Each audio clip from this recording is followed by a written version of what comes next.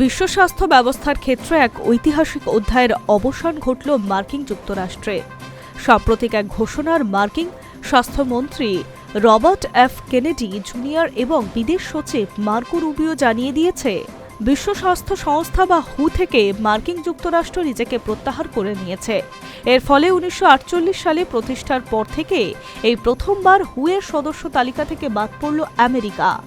যদিও এই সিদ্ধান্ত হঠাৎ নয়, ডোনাল্ড ট্রাম্প তার প্রথম প্রেসিডেন্ট পর্বেই 2020 সালে হু থেকে সরে যাওয়ার ইঙ্গিত দিয়েছিলেন। তবে দ্বিতীয় দফায় প্রেসিডেন্ট হিসেবে দায়িত্ব নেওয়ার পর প্রথম দিন 20 জানুয়ারি 2025-এ আনুষ্ঠানিকভাবে প্রত্যাহারের ঘোষণা করেন তিনি।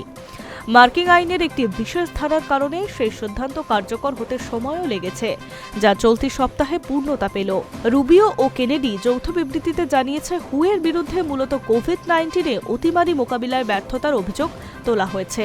তাদের দাবি, অতিমারির সময় সংস্থায় ভূমিকা যুক্তরাষ্ট্রকে হতাশ করেছে।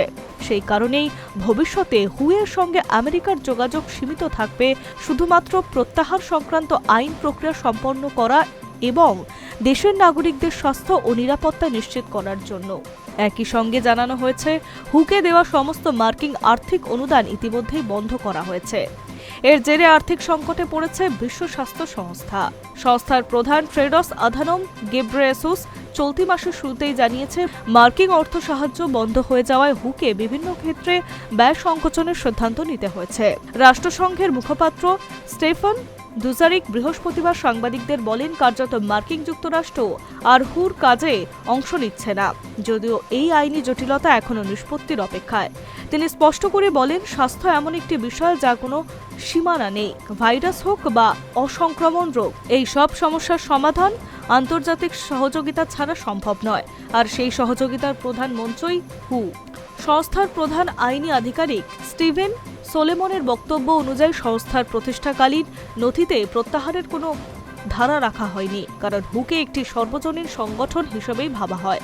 তবে যুক্তরাষ্ট্রের পর একটি বিশেষ শর্ত যোগ করা হবে, যার মাধ্যমে 1 বছরের নোটিশ বা চলতি আর্থিক বছরের সম্পূর্ণ আর্থিক দায় না মেটালে সদস্য পদ ছাড়ার সুযোগ রাখা হয়।